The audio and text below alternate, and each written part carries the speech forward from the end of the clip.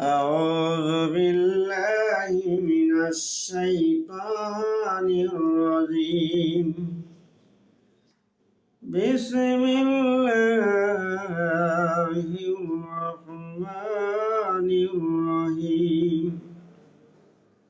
الحمد لله رب السماوات ورب العالمين، وله الكبرياء في السماوات والأرض، وله العزيز الحكيم.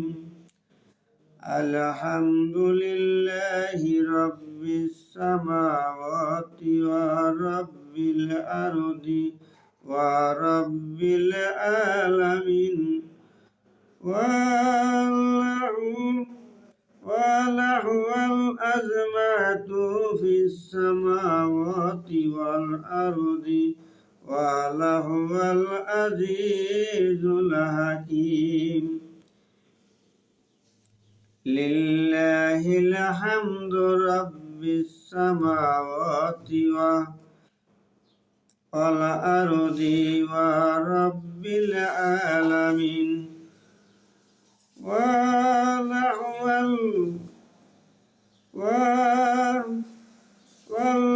النور في السماوات والأرض، وله العزيز الحكيم।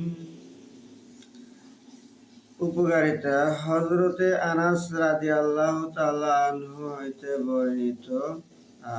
বর্ণিত আছে, এই নবী করিম সাল্লাল্লাহু আলাইহি সাল্লাম মদিনা শরীফের মসজিদে বসিয়া বলেছেন, যে ব্যক্তি এই দোয়াটি সহি ও উচ্চারণে একবার পাঠ করিবে, দয়াময় আল্লাহ তাআলা তাহাকে মাতা পিতার হক আদায় করার সমান নেকি দান করিবেন। অর্থাৎ কেহ যদি নিজ পিতা ও মাতার হক সঠিকভাবে আদায় করতে তাহা হলে সে যে সওয়াব পাইবে, উক্ত দোয়া একবার ভক্তি ও বিশ্বাস সহকারে পাঠ করিলে আল্লাহ তাআলা সেই রূপ ও সওয়াব দান করিবেন। সুবহানাল্লাহ। অর্থাৎ আসলে তো আমরা মাতা পিতার হক আদায় করতে পারি না, কারণ বাপ মা যদি বলে এক কথা, আমরা বলি পাঁচ কথা, এবং তাদের বিপক্ষ যাই আমরা, হক আদায় হয় না। হাসরের ময়দানে তো পিতা মাতার পায়ের নিচে সন্তানের বেহেশত। নবী করিম সাল্লাল্লাহু আলাইহি সাল্লাম বলেছেন যে আসলে হাদিস শরীফে আছে, নবী করিম সাল্লাল্লাহু আলাইহি সাল্লাম বলেছেন, তোমার মা যতই খারাপ হোক, যত খারাপই হোক, কিন্তু তোমার মাকে তুমি ভক্তির শ্রদ্ধা করবে, তোমার মাকে সম্মান করবে, তোমার মায়ের খেদমত করবে। পাগল ওয়াইসকুনি রহমতুল্লাহ আলাইহ, সে কি মায়ের খেদমত করেই তো এত বড় ওলি হয়েছে, এত বড় একটা পাগল আল্লাহ পাকের কাছে এত প্রিয় হয়েছে। হযরতে মুসা আলাইহিস সালাম বলছিলেন যে আল্লাহ আমার কথা নড়চড় হইলো, আপনি একটা পাগলের কথা শুনে আপনি পাগলের কথা অনুমতি দিলেন। তা আল্লাহ রাব্বুল আলামিন বলছিলেন, যাও, এই একটা পেয়ালা দিলাম আর একটা চাকু দিলাম, আমার মানুষের গোশত খেতে ইচ্ছা হয়েছে, মানুষের মাংসর দরকার পড়ছে, তুমি একটু মানুষের মাংস এনে দাও।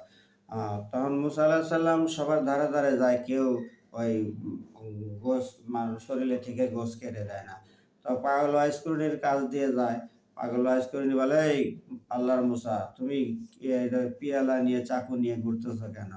বলে, আমার আল্লাহ মানুষের গোশত খাইতে চাইছে, এই কারণে আমি ঘুরতেছি, কিন্তু কেউ দেয় না। তোমার আল্লাহ মানুষের গোশত খাবে, দাও, আমার কাছে দাও, আমি দেই। তোমার আল্লাহ খাবে আর কেউ দিবে না, এটা কথা হলো?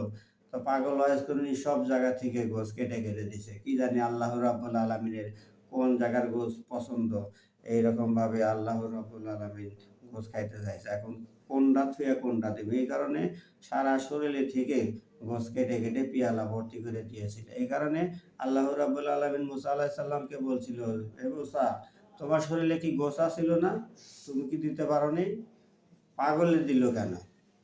তো সেই আমার আসল পাগল, সেই আমার প্রেমিক।